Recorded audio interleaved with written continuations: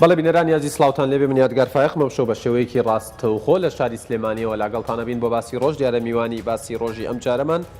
جنابی کاک ئازاد تۆفیقە نووسەر و ئەندامی مەکتەبی ڕاگەیاندنی یەکێتی نیشتیمانی کوردستان بەبەستمە لەگەڵ جەنابیان لەو کاتێک کە لە بەردەستمانە لەسەر کۆمەڵێک پرس گفتوگۆ بکەین قسە لەسەرواکەین ئەمڕۆ یەکێتی نیشتیمانی کوردستان و پارتی دیموکراتی کوردستان لەسەر ڕاستێکی ئەجگار باڵا کۆبوونەوە باسییان لە کۆمەڵێک پرس کردووە باسییان لە هەماهەنگی بۆ قۆناغی داهاتوو کردووە باسییان لە چارەسەرکردنی کێشەکانی هێرێمی کوردستان و ئەو خەمانەی خەمی هاوڵاتیانە و خەمی حکوومەتە لە ڕێگەی دیالۆگ و لە ڕێگەی جەختیان لەسەر یەک ڕیزی کردوێتەوە ئایا یەک ڕیزی لە ئێستادا تا چەندە ممکنە وایە مەبەستمە پرسیاری ئەوە بکەم لە کاک ئازاد لە ڕابردوودا ئاڵاتیانی هەرێمی کوردستان ئەڵێن ئەزمونێکی تاڵمان هەیە لەسەر لەگەڵ ڕێککەوتنی یەکێتی و پارتی ماوەی 50-50 و بە شێوەیەک لە شێوەکان لە بەرژەوەندی خەڵک نەکەوتوتەوە ئایا قۆناغی داهاتوو ئەتوانێت زەمانەتکاریەوە بێ کە ڕێککەوتن و لێک نزیکبوونەوەی یەکێتی و پارتی ئەتوانێت بە ئاراستەی پاراستنی ئەم قوارەیەی هەرێمی کوردستان و هەروەها پاراستنی مافی ڕەوای هاوڵاتیانی هەرێمی کوردستان و بێگومان خزمەت گوزاریەکان بکەوێتەوە بەبەستمە قسە لەسەرەوە بکەین کە گەڕانەوەی جنابی کاک کۆسڕەت ڕەسوول عەلی لە ئێستادا کە بڵین هاوڵانی و بڵین کاک دەربازی کوڕی ئاماژەی بەوە داوە کە بە تەندروستێکی ئەجگار باشەوە گەڕاوەتەوە لە هەفتەی داهاتوو ئەگەر هەڵە دەستەکاتەوە بە کاری سیاسی کاک کۆسڕەت وەکو پێشمەرگەیەک وەکو کەسایەتێک وەکو بەرپرسێک وەکو لە ئێستادا وەکو کەسی یەکەمی ناو یەکێتی نیشتیمانی کوردستان ئەتوانێ چۆن نێوماڵی یەکێتی ڕێک بخاتەوە و ڕێخستنەوەی نێوماڵی یەکێتی نیشتیمانی کوردستان تا چەند داتوانێت خزمەت بە یەک ڕیزی بکات لە ئێستادا مەبەستمە قسەیەکیش لەسەرەوە بکەین کە باس لەوە کرێت لە ئێستادا پەرتەوازەیەکەیە لە گۆڕەپانی سیاسی لە هەرێمی کوردستان هەر حزبە و لە دۆڵێکە بە شێوەیەک لە شێوەکان نەتوانین بڵێن بە شێوەیەک لە شێوەکان لێستا بەسەر $2 دابەش بوون هەندێکیان خۆیان بە ئۆپۆزیسیۆن ئەزانن کە تا نزیکی سەری ساڵ لە حکوومەت بوون ئێستا کشاونەتەوە کە ئەمڕۆ کاگنێچیرەوان جەختی کردەوت تێمانەوەی وەڵامیەوە پرسیارە لە گۆڕان و یەکگرتوو وەربگرینەوە بۆچی دوای 4 ساڵ اینجا بۆیان دەرکەوت کام حکوومەتە بەکەڵکیەوە نایە کە تیا بمێننەوە من زیاتر ناڵێم مەبەستمە قسەیەکیش لەسەر سەردانی ئەو سێ حەزبەش بکەین بۆ بەغدا کاک ئازاد تۆفیق نووسەر و ئەندامی مەکتەبی ڕاگەیاندنی یەکێتی نیشتیمانی کوردستان سڵاوتان لێبێ ماندوو نەبن دووبارە ئەمەوێت لە دانیشتنەکەی ئەمڕۆی یەکێتی و پارتیەوە دەست پێ بکەین من زیاتر ناڵێم خۆت زیاتر ڕوونکردنەوە بدەی لەسەرم دانیشتنە گرنگی ئەم دانیشتنە لە ئێستادا چییە و بۆ ئەم تەوقیتە سپاس بە بەڕێستان سپاس بۆ بینەری کەناڵی کوردستان 24 من بۆ خۆم پێم وایە هێزە سیاسیەکانی کوردستان ئەوەی کە یەک کورسیە لە پەرلەمانە تا ئەوەی سیوەش کورسیە هەمی پێگە و سەنگ و قورسایی خۆیانیان هەیە بەرەمیان هێزی خەباتجێر و هێزی ماندوون و هێزی مێژووکردی ناو قۆناغی ڕزگاری نیشتیمانی کوردستانن لە قۆناغی لە قۆناغەکانە دوو هێز توانن حکومەت تەشکیلکەن لە قۆناغەکان نەخێرسیان یان چواریان پێنج لە قۆناغەکە بەبێ معارض ئەمێنێتەوە حکوومەتی هەرێمیە لە قۆناغەکە هێزێک معارضە بە دوان معارض بێ هەمووی ئاسایی و بەشێکە لە سیستەمی سیاسی یەکێتی و پارتی بە تایبەتی دوو هێزن پێگەیەکی مێژووی تریان ئەگەر بڵێم لە هێزەکان هەیە بە حکمی مێژوو بە حکمی خەبات بە حکمی ئەزمون بە حکمی شەیدان بە حکمی با بڵین ئەگەر حساب بکەی مەسەلەی یەکێتی نیشتیمانی کوردستان خاوەنی شۆڕشێکی پێوتە شۆڕشی نوێ لە ساڵی 75 بۆ 91 دوای نەهامەتیی گەورە و شکستێکی گەورە کە بەسەر شۆڕشی ئەلولا دێت شۆڕشی ئەلولی لە ساڵی 61ەوە بۆ 75 خاوەنی خەبات و مانوبوون و دەیان و سڵان شەیدە کە بۆ بزنەوەی ڕزگاری خوازانی گەلی کوردستان کراوە بیریشمان نەچێ ئەم دوو هێزە بە هەموو پەیوەستییان بە هەمووی ڕارەکانیوانن دوو هێزی گیان بە میتۆ گیان بە بیرکردنەوە گیان بە نەهەج گیان بە ئەفکار گیان بە تێڕوانینیان بۆ زۆر قەزەی حتا لۆکاڵی و ئیقلیمی و نێودەوڵەتی گیان لەوە گەڕێ بۆ قەزە سیاسیە قۆڵ و ئەوانەی کە ڕەهەمێکی زۆر گەورەتریشان هەیە بەڵام پەیوەست بوون یا بڵێن پەیوەندی ڕێڵەکانی یەکێتی پارتی ینی پەیوەندیی حیاتیە و پەیوەندیی ڕۆحیە دوو سێشتمان بینی من تەجربەیەک بە بەڕێز بڕێم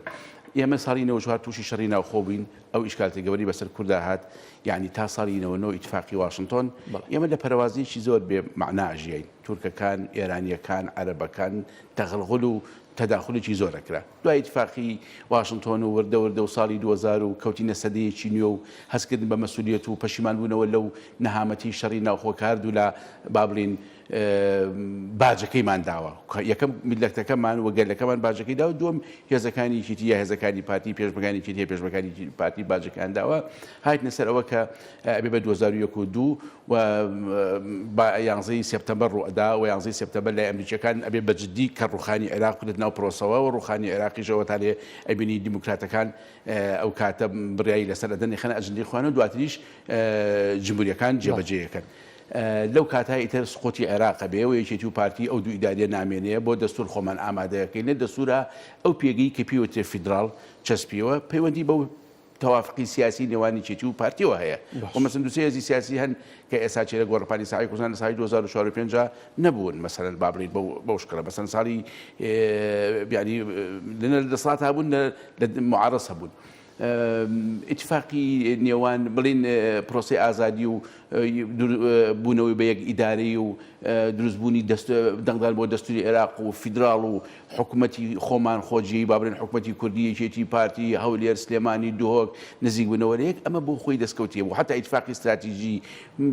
ئەوە دەستکەوتانی بینی کە ئەیبینین کە هەمان بۆمانە ماوەیەک بە حکمی کۆمەڵی ئیشکاریات یەکێتی و پارتی لە یەک دوورەکەوتنەوە یا یەکێتی لەگەڵ گۆڕان زیاتر نزیکە بووە نەخێر لە فترەیەکە گۆڕان لەگەڵ پارتی نزیکە بوویەوە هەسمانە کرد یا یەکێتی لەگەڵ گۆڕان ئیشکالێکی هەیە یا پارتی لەگەڵ گۆڕان ئیشکالێکی هەیە نەخێر یەکێتی لەگەڵ کۆمەڵ هەیەتی یا پارتی لەگەڵ کۆمەڵێتی ئەمە تووشی ئیشکالێکی گەورەی ئەکردین بەڵام ئێستا ئەگەر سیر بکەین بە هەموو ئیشکالە جوانبیەکانەوە ئیشکالی نێوان یەکێتی پارتی مساوی نییە بە ئیشکالەکانی تر چونکە بەڕاستی یەکێتی و پارتی ئیشکالێکی سیاسی ئیشکالێکی نەهامەتی بکوێتی نێوانیانەوە ڕاڵەکانیان ئەو پەیوەستەی کە هەیە بەرەو پشڕان بڕوا بەرەو یەکتارازان بڕوا کۆمەلگا و میلەتەکەمان و ئەزمونونەکەمان بەرەو ئیشکالێکی زۆر سەرکی ڕەبۆ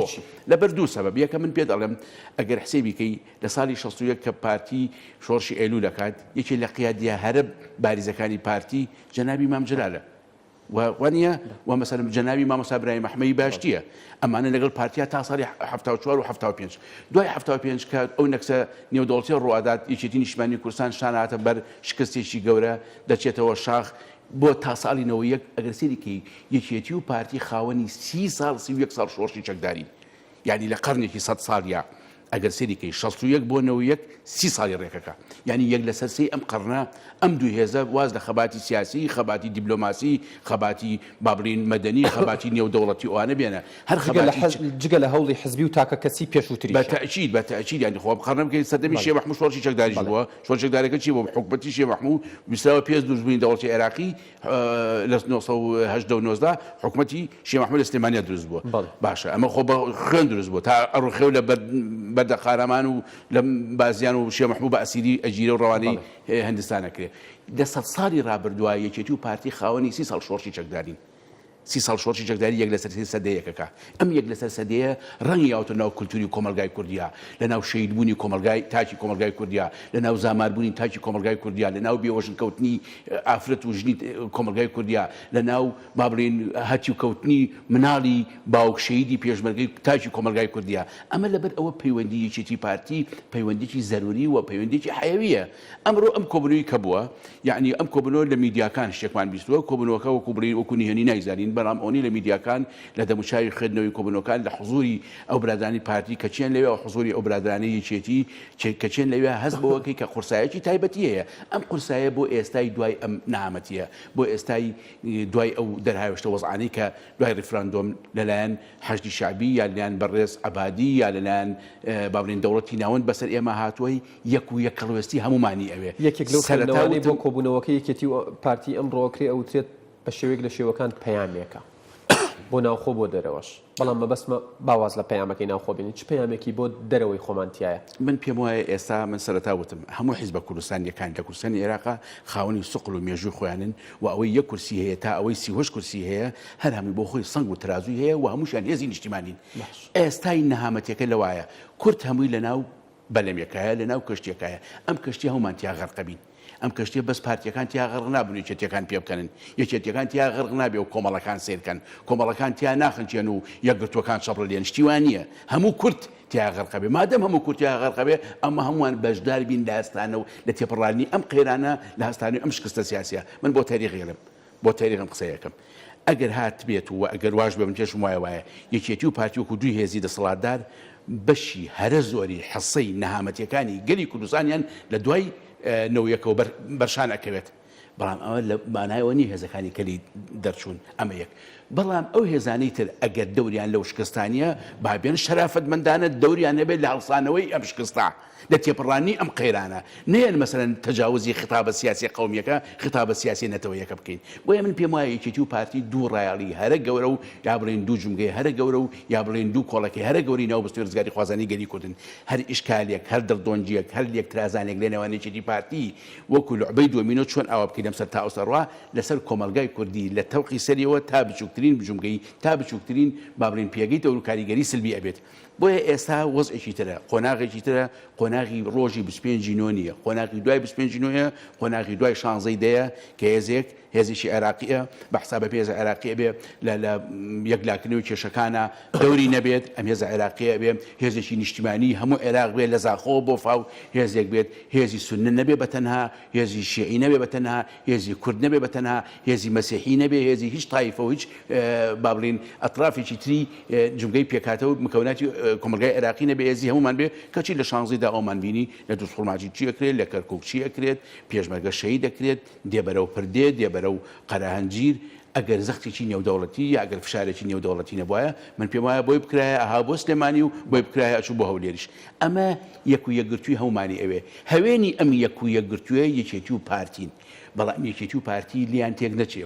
بە یەک و یەکگرتووی هەردووچیان ئەمە مەیسەر نابێ کۆمەڵی تیان نەبێ گۆڕانی تیان نەبێ یەکگرتووی تیان نەبێ سۆسیالیستی تیان نەبێ حزب شووی کوردستانی تیان نەبێ زەحمەت کێشان و ئایندە و حتا بزوتنەوە و حتا ئەوانەی کە پێڵی ئەمە مکەوناتی مەسیحین مکەوناتی تورکمانن لە کوردستانی عێراق پێگیان هەیە دەنگیان هەیە لە ناو پەرلەمانی عێراقن ئەمانی تیان نەبێ بە یەکێتی و پارتی دارەکەی موسایان پێ نییە بتوانێ خطابی تەسجیل بکەن باشە لە ئێستادا خۆت ئاماژەت بەوەدا ئێمە لە قۆناغی دوای 16 بین دوای 16 ئۆکتۆبەرین و دۆخی سیاسی لە هەرێمی کوردستان بە تەشەنجێکی یەجگار زۆرە تێپەڕێ هاوڵاتیان یەجگار ماندوون و حکوومەتیش توانە و ئیمکانیەتی وەکو خۆی ئێڵێت کە تا ئێستا شاوڵاتیان متمانە ناکەن کە حکوومەت پاری نەبێت و ئیمکانیەتی نەبێت پێویستی بە یەک ریزیە ئایا لە ئێستادا ئەم یەک ریزیە قورس نییە لە هەرێمی کوردستان و لە ناو پارتە سیاسەکانی کوردستان بێتە ئارا و بێتە کایەوە من پێم وایە مەسەلەی یەکڕێزی خطابی سیاسی نەتەوەی قەزەی کوردیە یعنی ئەم هێزانەی کە ئەیبینی هێزی ئەلمانی تایە هێزی ئیسلامی تایە هێزی لیبرالی تایە سۆشیال دیموکرات و نەتەوەی تایە ئەزانی بە هەموو ئەجندەی جیاوازی ئەم هێزانەوە کاکە یادگار هەر هەمویان لە دەوری یەک ینی بڵێن هەمومیان معاناتیان خەونیان لە قۆزاقی خۆی لە دەوری چێڵە پێچێ لە دەوری قەزەی کوردی لە پێچێ و بیریشمان نەچێت لە عێراقا قەزەیەکەی پێوتێ عەرەبی شیعی کە خاوەنی ئەجندەیەکی خۆیەتی عەرەبی سونی کە خاوەنی ئەجندەیەکی خۆیەتی و کورد و ئەمریکیەکان و تورکەکان و ئێرانیەکان و غەرب وەکو سێ جومگە سێری عێراقەکە ئەم سێ جومگە حەقی بەوە نییە عەبادیت مالکیت جەعفەریت وەکو چۆن حەقی بەوە نییە یەکێتیت پارتیت گۆڕانیت کۆمەڵیت حەقی بەسەر ئەو شۆ نییە لە 16 ئۆکتۆبەریش بینیمان کە لە کەسیان ناپرسی بەڵێ بەتاکید لەبەرەوە لە عێراقا سێ جومگە هەیە ئەم سێ جومگە پێوتێ عەرەبی شیعی و عەرەبی سونی زائیدەن کورد لەناو کەشتێکایە یعنی چی لەوە زەرورترە ئێستا ئێمە ئەرازی متەنازع عەلەیە کە بابرین مادی 100 لەسەر بوو لە دەستوری کاتیا مادی 58 بوو ئەم ئەرازیە بە تەنها ئەوەنەی ئەرازی هەرێم و زیاترە ئەم ئەرازیە چووەتەوە لای دەوڵەتی ناوەند کە چووەتەوە لای دەوڵەتی ناوەند مامەڵەیەکی بەمانە هاوڵاتی بوونەکەشی لەگەڵ ناکە بڕۆ دەستخۆڵمات و چی ڕوە بڕۆ لە کەرگوو چی ڕوە ینی بڕۆ ئێستا وەکو سەردەمی ئۆسالیاتوە لەوانەیە سیارەی بێت سەرکە بەناو لە سەیتەرێکا سەرکە بەناو جامی سیارەکە بڵێ بەلا زەحمە هەویاتکوم ئەکرێ هەر بەلا زەحمەکەی بۆ زیاکە وەکو ئەوسا چۆنیان هەویاتکوم سەری بەسا ئەم بەلا زەحمەیەکی بۆ زیاکە ئەمە سیرەکەی ئەم ئایا ئەمە یەک خطابی ناوێت باش ئێمە دوای 1970 ئەنفال و چیمیاباران بەرەی کوردستانی زەرورێکی مێژووی نەبوو زەرورێکی تاریخی نەبوو ئەگەر بەرەی کوردستانی نەبووایە هەموو بەیەکەوە بڕیاری ئینتیفاضەمان نایە بە هاوکاری سەرەکی کۆمەڵانی خەڵکی کوردستان ئەمە توانین سەرکەوتن بەدەستبێنین هەموو بەیەکەوە بەرەی کوردستانی داوای ئەومان نەکردا ئینتیخابات بکرێ و حکوومەتێک دامەزرێ ئەمە بۆ 92 کە چەند قورسە لە ڕووی تەکنیکیەوە لە ڕووی لۆجستیەوە لە ڕووی وشیاری خەڵکەوە لە ڕووی تاکەوە لە ڕووی ئەزمونەوە لە ڕووی ئەو شەڕە دوور و درێژەی کە ماوەی زۆنیوانێکی دی پارتی یا یەکێتی سۆشیالیست یا یەکێتی پاسۆک هەبووە کە ئەمانە هەمووی لە بەرەی کوردستانی هەبوون ئایا ئەمە کۆمەڵانی خەڵکی کوردستان و بۆ هێزە بەرە نەبووایە نە ئینتیفاضەیە بوو نە حکوومەتی هەرێمدا دامەزرا و با بڵین ئیتر ئەو بەرهەمەی کە بین ئەمڕۆ وەزع سیاسیەکە وەزع نێودەوڵەتیەکە خاو بۆتەوە وەکو 16 دەنیە یعنی هەم لە غەربە شتێک لە پەشیمان بوونەوە شتێک لە بڵین بۆ مالوەجە زۆر شتەکەن مەسەڵەن بریتانیەکان ئەگەر لێ چۆن قسەکەن فڕەنسیەکان چۆن قسەکەن ئەڵمانیەکان چۆن قسەکەن چۆن نفدیمە بانکن حتا ئەمریکاڵێ ئێمە لەگەڵی یەک و یەکگرتووی حکوومەتی یەک پارچەی حکوومەتی عێراقین بەڵام بە بەهێزی حکوومەتی هەرێمەوە و ناو حکوومەتی ئێمەش بەڕێز کاگنێچیوان بارزانی و بەڕێز کاقوبات تاڵەبانی ئەمە بۆ خۆی ئاماژەیەکی سەریحە بۆ قەزیەکە بۆی کە فیداڵە ناو ناچێت بۆی ئێمە بتوانین چی بکەین ئەمە یەک و یەکدەنگیمانی ئەوێ یەک و یەکدەنگیکەش سەرەتا وتم بە یەکێتی و پارتی دروست نابێت یەکێتی و پارتی بڕۆ کۆبنێکی سەرکەوتنیان کردو حەزەکەم ئەم دوانە لەگەڵ گۆڕانیش هەمان کۆبنەوەی سەرکەوتن بکەن هەرچیان بێ کۆی لەگەڵ کۆمەڵ هەمان کۆبنەوەی سەرکەوتن بکەن هەمویان بشنە بارەگای یەکگرتووە هەمان کۆبنەوەی سەرکەوتن بکەن چونکە قەزیەکە قەزەی یەک هێزی سیاسی نییە نەهامەتیەکان یەک لایەن نییە من سەرەتا وتم من کاردێکی متەقەدیمی هێزێکی سیاسی ناوی یەکێتی نیشتمانی کوردستانە یەکێتی نیشتمانی کوردستان لە قەیرانی سیاسی لە قەیرانی دارایی لە قەیرانی ئابووری تا سەر ئێسک بەرپرسیارە و هەکەزا پارتی کوردستان لە قەیرانی سیاسی لە قەیرانی دارایی لە قەیرانی ئابووری تا سەری ئێسک بەرپرسیارە ئەمە مانای ئەوە نییە پەرێزی ئەوانی تر زۆر پاک بێ تیانە بۆ لە فەتەی لە فەتەکان لە حکوما بووە تیانە بۆ لە فەتەی لە فەتەکان لە جونگەی سەرکی دەسەڵاتا بووە بەڵام بە ئەم دوو هێزە بینە کایەوە ئەم هێزانەی تر لانی کەم ئەگەر ئەو شەرەفەیان هەیە کە بەشداری کە لە قەیرانە بەشدارنین ئەو شەرەفە مێژوویە نەتەوەییە کورتپەروەریە بەخۆیان ڕابێنن لە تێپەڕانی ئەم قەیران و لە هەڵسانەوە لەم شکستە بەشدار بن باشە باسی ڕێککەوتنی لایەنەکانت کرد یەکێتی لەگەڵ پارتی یەکێتی لەگەڵ گۆڕان لەگەڵ یەکێتی گۆڕان لەگەڵ پارتی لایەنەکانی دیکە پێم خۆشە بزانم زۆر جار لە کادرانی یەکێتی نیشتیمانی کوردستان و بەتایبەت بزوتنەوەی گۆڕان گوێمان لێ بێ کە ڕێککەوتنی نێوان یەکێتی نیشتیمانی کوردستان و بزوتنەوەی گۆڕان کۆتایی هاتووە هەڵ نەپەسێدراوە یەکێتی نیشتیمانی کوردستان چۆن ڕوانێتە ئەم خاڵە و بەنسبەت یەکێتی نیشتیمانی کوردستانەوە بە لە بەرچاوگرتنی من نەزانم جەنابتان وتەبێژی یەکێتی نیشتیمانی کوردستانی بەڵێ یعنی یەکێتی نیشتیمانی کوردستان هەستەکە هێشتا ڕێککەوتنێکی لەگەڵ بزوتنەوەی گۆڕان ماوە و بۆ ئەم قۆناغە چەند بە گرنگی هێزە من یەکەمەوە بەڕاستی لەگەڵ وتەبێژی یەکێتی قسە بکەی باشترە و زمان حاڵی یەکێتی بەڵام ئەوە لای یەکێتیەوە ئەوەنەی من متابعی بکەن وەکو کاردێکی یەکێتی یەکێتی اتفاقیان لەبساردووە و یەکێتی اتفاقی ڕەفز نەکرد و تەمیژ نەکردووە ئەوە گۆڕانن پێم وایە بەڕێزیان ڕۆژێرەوە پێش لە کۆمنێکی جوواتی خۆیانە اتفاقیان هەڵبسارد و لە حکوومەتی هەرێمیش ئینسیحابیان کرد ئەو پێم وایە بێ بە ئەجندەیەکی زیاتر و بە دانیشتێکی زیاتر لێوان ئەو سەکردەی هاوبەشە یەکێتی تاکو ئێستا من ئەوەنەی متابعەم کردێ وەڵامێکی ڕسمی نییە کە سەحی یابێت لەو هەڵبساردنە یا زەڕ یابێت لەو هەڵبساردنە نەقبولکردن تا ئێستا من بۆ خۆمانی متابعەم کردوێ هیچ نەبی زۆر باش کامەش لایەنێکی ئیجابیە یعنی وەکوڵی خەیتێک ماوە بۆی ئەو پەیوەندیەش نەبێ با بڵین ئەگەر سەوزیەکەی کاڵ بۆ تۆ یا ڕەنگی پەیوەندیەکە کاڵ بۆ تۆ تۆختر کرێ باشە شاگەدارن بڵین دوێنێ جەنابی کاکۆسە ڕەسوڵعەلی دوای تێپەڕین بە ینی سەحەتێکی خراپە بە تەندروستێکی خراپە گەڕایەوە کوردستان بە تەندروستێکی باش و قسەی بۆ میدیاکانیش کرد گەڕانەوەی کاکۆسەت لە ئێستادا بۆ یەکێتی نیشتیمانی کوردستان و بۆ هەرێمی کوردستان چەند گرنگە و پرسیارێکی شەکرێت هیوادار لە وەکو لقی دومی پرسیارەکە وەڵام بیتەوە تەندروستی جەنابی کاکۆسەت لێرە بە دوا ڕێگەی پێدا بتوانێم ممارەسەی سیاست و بڵین کاریگەری خۆی لە ناو یەکێتی نیشتیمانی کوردستان شتێک لەسەر کاکۆسە قسە کاکۆسەت ئێستا جێگیری یەکەمی سکرتێری گشتی جەنابی مام جەلال لە خوای لێ خۆش بێ و کاکۆسەر تووشی نەخۆشیەک بوو ئەو نەخۆشیە لێرە چارەسەری ئەوەی بۆ کراوە برای ئەوروپا و لە ئەوروپاش چارەسەری بۆ کراوە و گەورەی کاکۆسەر لەوایە پێم وایە عیلاجی کاملی 100% وەرنەگرتووە وەکو خۆیوتی بەڵام حەزی کردو لەبەر کێشەی هەرێم و لەبەر کێشەکانی ناوخۆیەکی بگەڕێتەوە ئەمە کاکۆسەر پیاوەکە خاوەنی خەباتە خاوەنی مێژووە خاوەنی باوکی دوو شەیدە و کەسایەتێکی خۆی لە ناوێکی نیشتیمانی کوردستان وەکو هەموو کەسایەتەکانی تری ناوێکێتی کە ئایا مەکتەبی سیاسین ئایا ئەندامی سەرکردایەتین هەیە و ئەم کاکەیە کە ئەمڕۆم هەواڵە گەڕاوەتەوە خۆشبەختانە کە دوێنێ گەڕاوەتەوە سلێمانی یەکسەر تەسریحێکی جوانیاوە کە ئێمە هەوڵ بین بۆ ئەوی کێشەکانێکی چارەسەر بکەین دیارە یەکێتی نیشتیمانی کوردستان هێزەکە نایشارینەوە ئێمە یەکێتی نیشتیمانی کوردستان 75 کە دروست بین کێشەمان هەبووە یعنی لە نێوان حوکەسەکەی سەرکردا مؤسیسی یەکەمی یەکێتیە کێشە هەبووە بڕۆ کتێبەکانی بەڕێز کاگنشوان بخوێنەرەوە بڕۆ شتێک لە یادداشتەکەی جەنابی مامجار بخوێنەرەوە ئەمانی بۆ دەرەکەوێت بەڵام ئەم کێشانە ناویەتیان ڕەبتی بە زیینەتی یەکێتیەوە هەبووە ڕاستە ئێستا زۆر کێشەیە ناویەتیە ئەمەیان با بە سەراحەت بینین نەڕەبتی بە زیینەتی یەکێتیەوە هەیە نەڕەبتی بە بەو مێژووە جوانی یەکێتی هەیە کە پێی ئەوترێ فرە دەنگی فرە ڕەنگی فرە ئارایی من ئەمەش هەرزانم خەڵکەیە لە پراوێزی ئەوە ئەوێ چی بکات یا ئەوێ چۆن لە ئاشەکە لێ بخوڕێ بەڵام یەکێتی یەکێتی نیشتیمانی کوردستان وەک بنیەت هێزیشی فرەدەنگ بووە فرەڕەنگ بووە هیواداری هەم پێگەی کاکۆسەر وەکو جێگیری یەکەمی نیشتیمانی کوردستان سکرتێری نیشتیمانی کوردستان هەم پێگەی خۆی دوای ئەوەی کە ئێستاچی وەزعی صحی کاتۆتەوە پێوەی کە دکتۆرەکان ئەتوانن قسەی لەسەر بکەن و خۆشی بەسەر ئاماژەی بەوەدا بتوانێت خۆشبەختانە لە ناو پێگەی مەکتەبی سیاسیە توانای خۆی جوودی خۆی پێگەی کۆمەڵایەتی خۆی پێگەی سیاسی خۆی پێگەی مێژووی خۆی لە خەباتی تەنزیمی و شاری ئەم کۆمەلگای کوردەواریە و خەباتی شاخی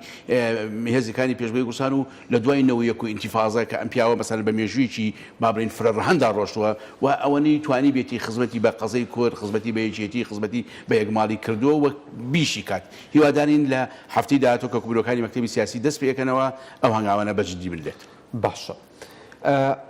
وردە تقریبا پێنج خولەکێکمان ماوە مەبەستمە قسە لەسەر کاریگەری بە پارتی سیاسیەکانی دیکە بکەین بە دێرین و بە تازەکانیشەوە بە نوێەکانیشەوە بزوتنەوەی گۆڕان و کۆمەڵی ئیسلامی کوردستان و هاوپەیمانەکەی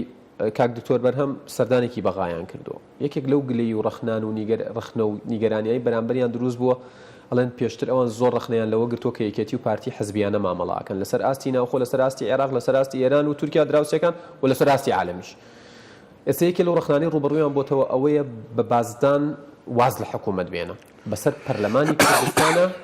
کەوان بە مەرجەعیان زانی و هەمیشە ئەم سەردانیان کردووە تێبینی جەنابتان وەکو سیاسەتمەداری من یەکەم هەچ حیوارێک بۆ ئاشتەوایی نێوان حکوومەتی ناوەند و حکوومەتی هەرێم بێت واج گفتوگویەک بە ئاستی یەک خطابی و بە ئاستی پەیوەستکردنەوەی ئەو دەرزی کە لە دوای شانزەی دەوە کەوتۆتە نێوان ناوەند و هەرێم بڕوات لە قازانجی کۆمەلگاکەمانە دووهەم چۆن گۆڕان کۆمەڵ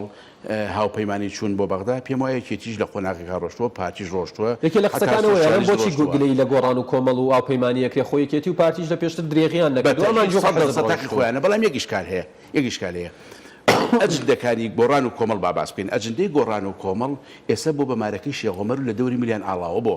ئەوان بوون ئەیانود ئەبێ هەمووشت سەقفی یاسایی هەبێت و هەمووش لە جەشتی یاسایی بێت و هەمووش دەبێ مەرجعەکەی پەرلەمان بێت و لە دەروی پەرلەمان هەموو قەرارەکان بۆنی حیزبی و ڕەنگی حیزبی هەیە ئەم قسانەی کە ئەیکەیت ئەبێت تۆ تووشی دیماگۆجێتی سیاسی نەبی بزانی چۆن 2013 قسەی گەورە ئەەکەی قسەی زلەکەی 2007 دێ خۆشدەوەکەی مویمە 2007 قسەکانی 2013 لە بیر بێ 2010 قسەی 2015 لە بیر بێ ئیشکالەکە ئەوەیە من پێ دەڵێم وەکو چۆنێکی تو پارتیە ڕۆ ئەمانش بۆیان ئێبڕۆن بە تایبەتی گۆڕان و کۆمەڵ بەس گۆڕان و کۆمەڵ کە پیان وابێت هەموو شتە بێ لەژێر مەرجەعی یاسایە بێ و شەتی یاسایە بێ و پەرلەمانیش تاکە چەترە ئێ باشە ئەمان دێن لە بجایەکی کە ئەڕۆن کەواتە تووشی ئەو ڕەخنەیە بن و تووشی ئەو سەرنجەیە بن بەڵام تەحسیل حاصل ئەگەر ئەمان توانی بێتیان بەو ئاستەدا بڕۆن کە ڕایاڵەکانی نێوان ناوەند و حکوومەتی هەرێم پەیوەستترکن بەرەو خطابێکی وا بڕێن کە دیالۆجێکی جدی بکەین وا بکەین کە بڵین قەزەی کورد قەزەی هەمومانە چکە سەرتاوتم کەشتێکە هەمووی تایە کەشتێکە بەزێکی جو پارتیتیان نییە کۆمەڵ گۆڕان یەکگرتو سۆشیالیست هەموو لایەنەکانی تایە کەشتێکە غەرق بێ هەومان غەرقە بین کەس دەکەس ناپرسێتەوە هیوادارین کەشتێکە غەرق نەبێ و هیچ هێزێکی سیاسیش دەوری نەبێت لە کونکردنی ئەو کەشتیا بۆ غەرقکردنی ئەمڕۆ بڵین سەرۆکی حکوومەتیش ئاماژەی بەوەدا و پێم وابێ کاک مەلا بەختیاریش ئاماژەی پێدا وتیان هیوادارین کە سەردانەکەیان نەرچەنە ئەڵێن ئاگادار نەبووین و نازانین باسلیان لە چی کردەوە ئەجەندایان چی بۆ بەڵام وتیان هیوادارین قسەیەکی خێریان کرد بێ وەکو ئەوان ئەڵێن لە نێوان هەولێر و بەغا بەڵام لە سایتی ئەلغەد پرێس